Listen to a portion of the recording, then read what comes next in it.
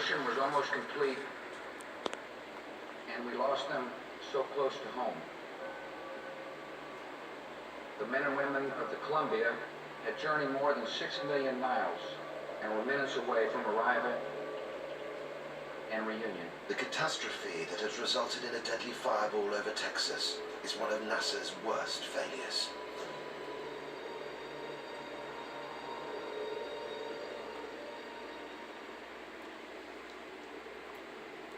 Hours after the disaster, NASA calls upon a retired Navy admiral with no axe to grind to conduct an inquiry.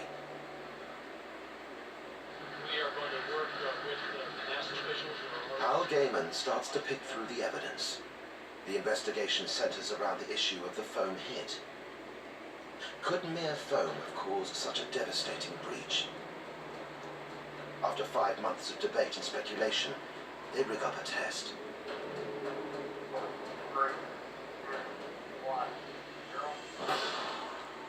We fired a 1.7-pound piece of foam at about 500 miles an hour at the lower part of panel number 8, and then taken off one of the other orbiters. So it had a flight history just exactly, or as close as we could, to that of Columbia. Fired that piece of foam, and it blew a hole 16 inches in diameter. It was a audible gasp from the crowd. The astronauts who were with me,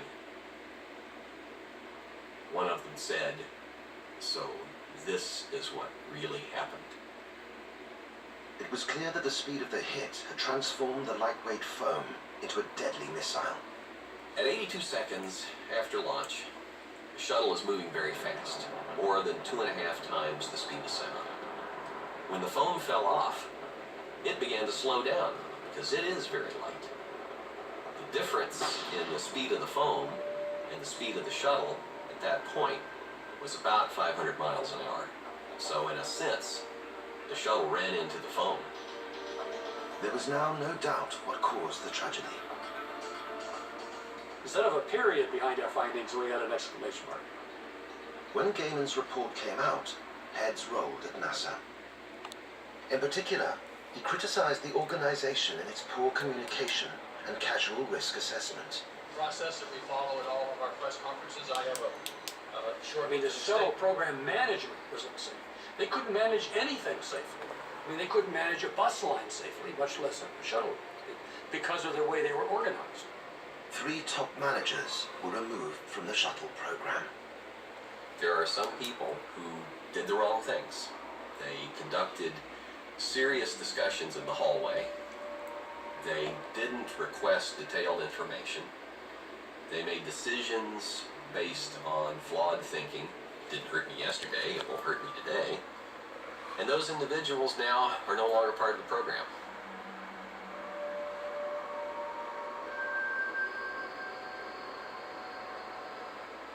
The ground team broke its covenant with the astronauts. That covenant is that when we put you up in space and while you're up in space, we will do everything we possibly can to ensure your safe return. And that they did not do everything that they could to ensure the safe return of the Columbia. But could anything have been done to save the lives of the 7 astronauts aboard Columbia? There was no onboard toolkit, so repair would have been impossible. Scientist G. Scott Hubbard thinks a rescue could have been attempted. This country has done incredible things to rescue people over the years. It would undoubtedly have been a decision at the highest levels to pursue this, because what if the next orbiter had the same foam problem, and on launch another hole was created? You would have to weigh a huge set of contingencies and problems and issues against each other.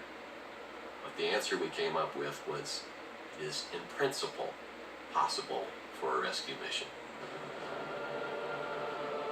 Since the Columbia disaster, astronauts do mandatory spacewalks to inspect the shuttle's hull for damage, as well as a video inspection. If they find damage, There is now a toolbox aboard to fix basic problems.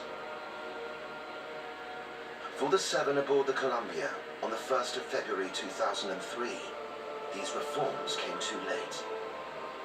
The whole time I was growing up, as long as I can remember, anytime anyone asked me what I wanted to be, it was, I want to be an astronaut. And when you talk to these people who are pretty old today, and you tell them that you're going to be in space, they look at you as a dream that they could never have dreamed of. There's always the potential for something going wrong. You know, we try not to think about those things. Leroy Kane remains a top NASA flight operative. He believes that if he or the crew had known about the hole in the wing, it would have been worse. The end for the 7 astronauts was at least mercifully quick. The difference would have been that we on the ground and the crew on board would have known. And that of course would have been maybe even unbearable for some of us.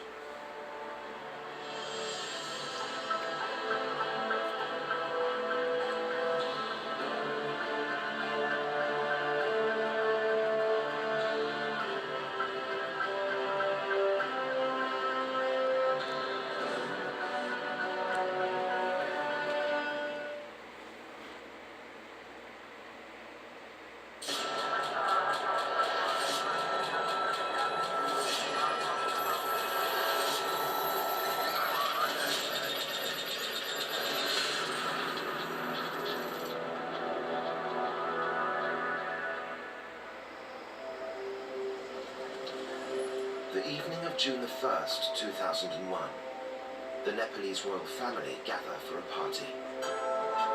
3 generations of royalty and their closest friends are looking forward to a relaxed, informal evening. The host is Crown Prince Dipendra. Among his guests are his parents, the King and Queen of Nepal, the Queen Mother and his cousins. There is Dipendra's younger sister, Princess Shruti, and his younger brother, Prince Nirajan. Altogether, the exclusive royal guests number 22.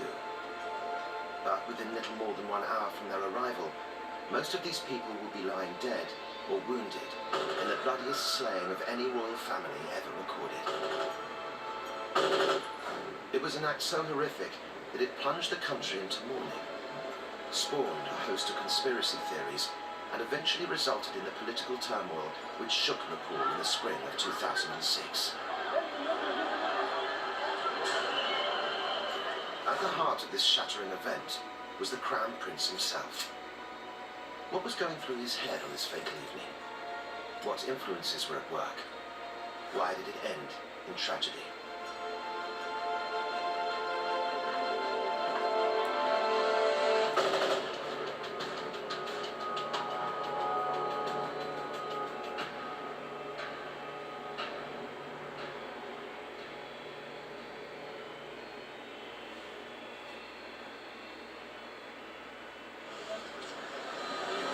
The party, being hosted by Prince Dipendra, the Crown Prince of Nepal, is part of a family tradition in which they all try to meet up twice a month.